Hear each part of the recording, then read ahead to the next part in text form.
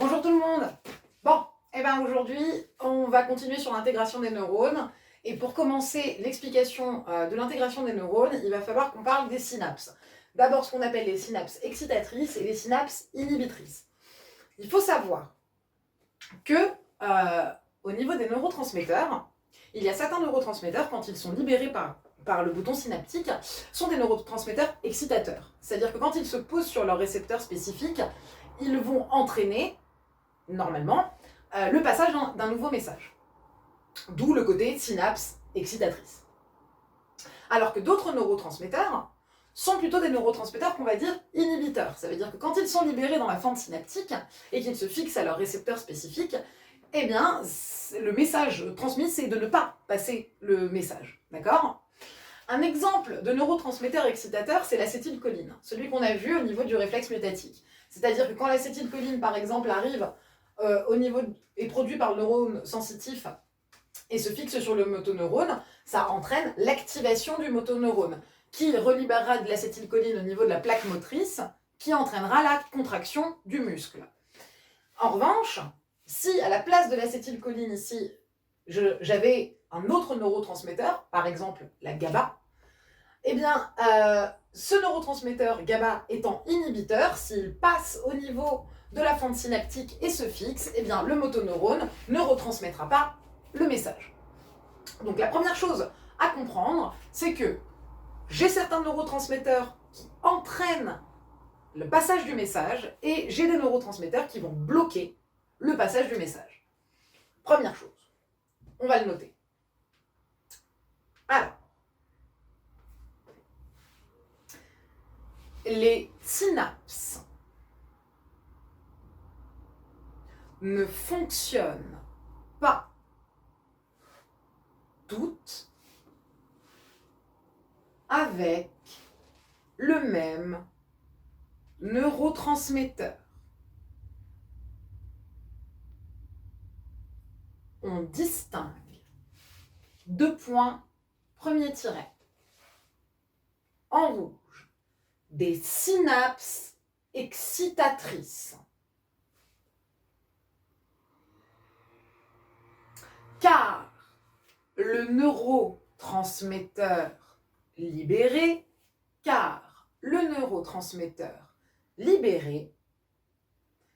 permet de déclencher des potentiels d'action, donc un nouveau message dans le neurone postsynaptique. Donc, un nouveau message dans le neurone postsynaptique. Point. L'acétylcholine est un neurotransmetteur excitateur.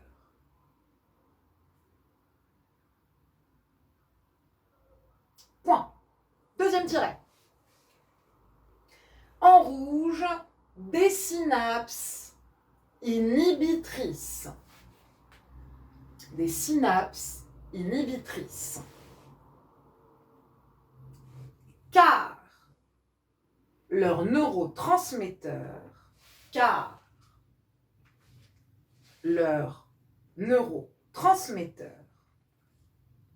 empêche ou diminue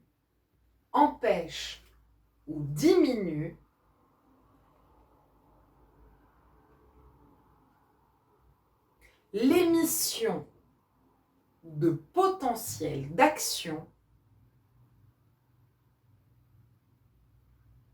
par le neurone postsynaptique. Point. Le GABA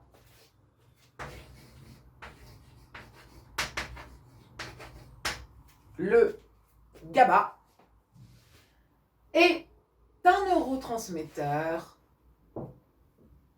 inhibiteur.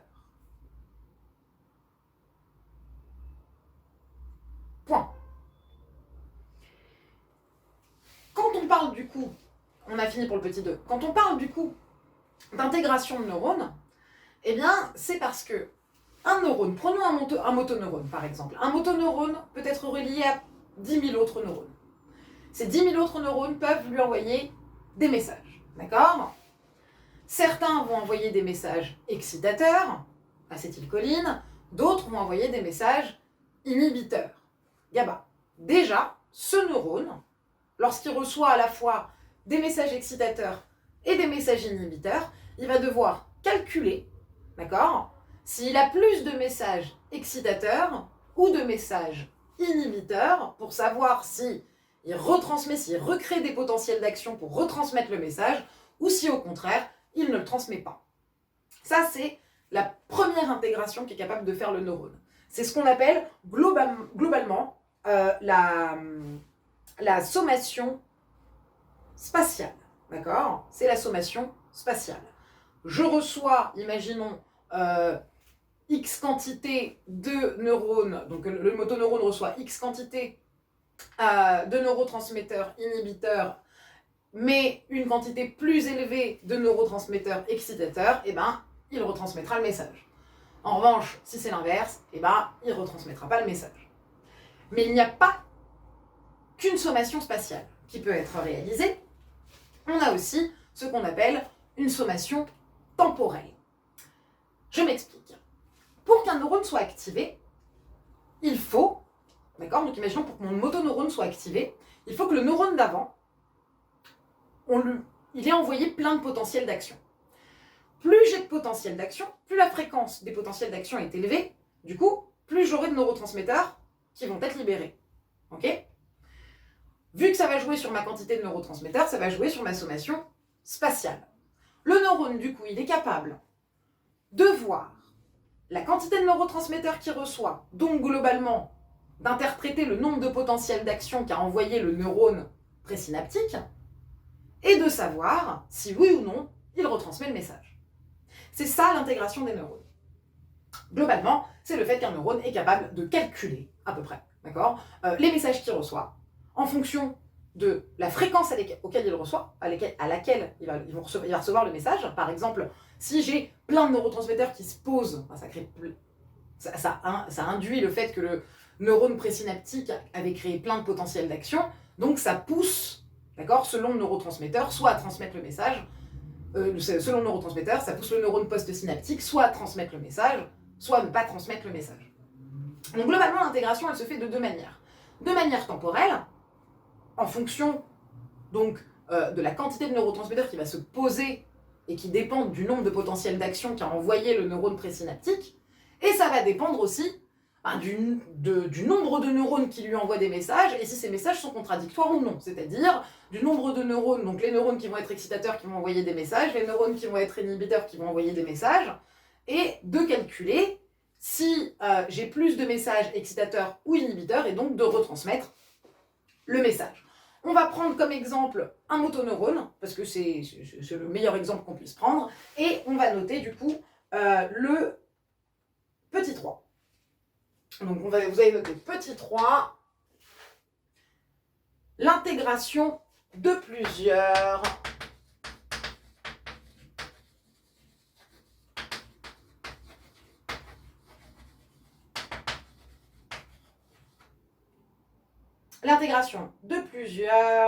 messages nerveux. Et on va noter petit a, le rôle des motoneurones. Petit a, rôle des motoneurones.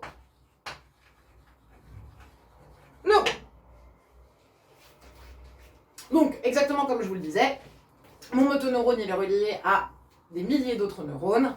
Il doit faire la sommation, donc il doit compter le nombre de messages qu'il reçoit pour savoir si il retransmet le message et donc il active et il contracte un muscle, il entraîne la contraction d'un muscle, ou si il ne retransmet pas le message et donc que la contraction du muscle ne se fera pas. Vous notez, les motoneurones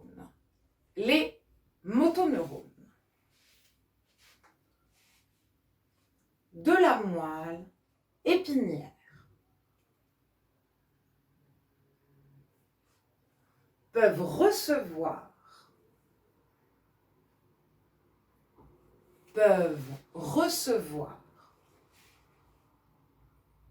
des milliers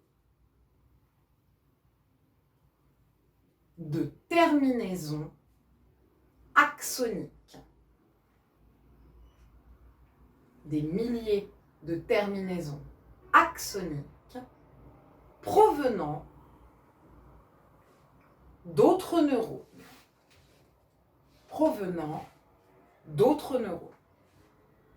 Point.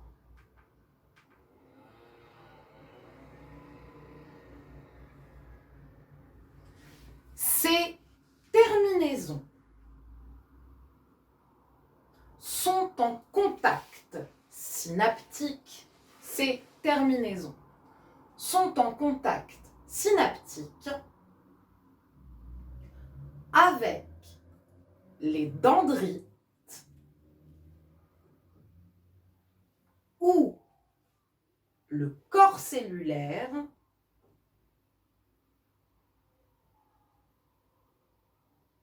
d'un motoneurone. On va faire un petit schéma.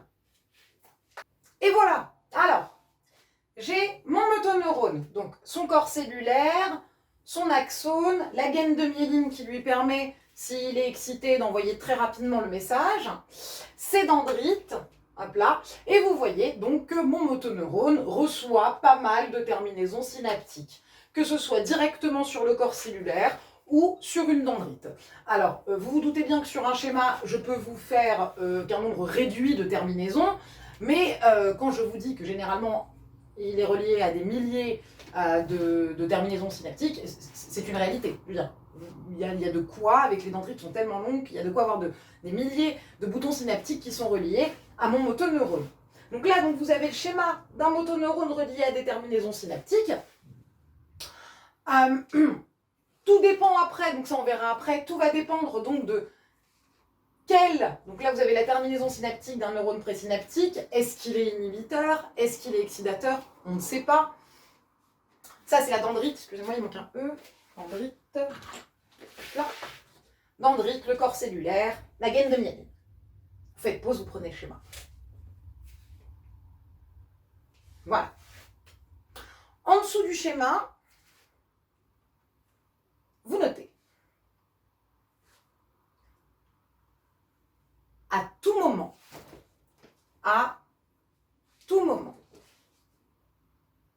le motoneurone est soumis à tout moment. Le motoneurone est soumis à l'influence de terminaisons synaptiques.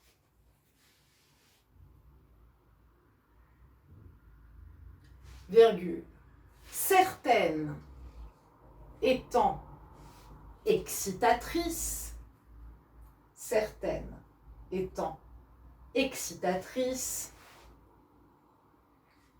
d'autres inhibitrices.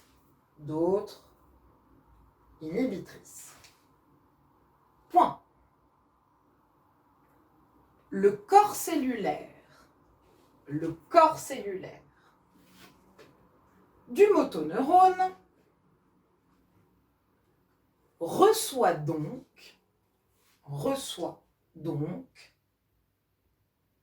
de nombreux neurotransmetteurs.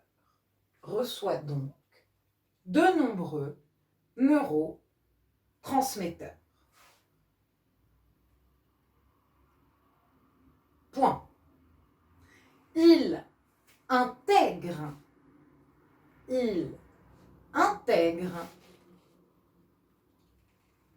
ces informations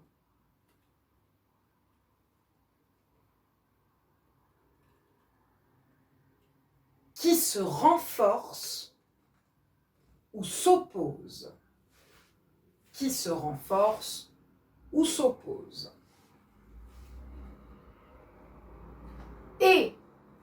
fait, entre guillemets, et en fait, entre guillemets, la somme algébrique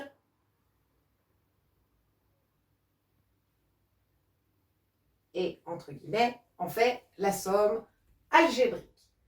Point. On parle en rouge de sommation. On parle en rouge de sommation. Et c'est exactement ce que je vous disais, on va avoir du coup deux types de sommation. La sommation spatiale, c'est-à-dire en fonction de, tiens, lui il envoie excitateur, excitateur, excitateur, excitateur, inhibiteur, inhibiteur, inhibiteur. Bon, ben j'ai plus d'excitateurs que d'inhibiteurs. Et la sommation temporelle, même si par exemple j'ai plus, d'accord, d'excitateurs que d'inhibiteurs, si le message qui est envoyé par les excitateurs est plus faible que celui qui est envoyé par les inhibiteurs, eh bien, bah, le motoneurone va donc se fier aux inhibiteurs et ne pas retransmettre le message. On verra cette partie-là eh bien, jeudi, où on fera les deux schémas, donc de la sommation spatiale et de la sommation temporelle. Du coup, moi je vous dis à jeudi.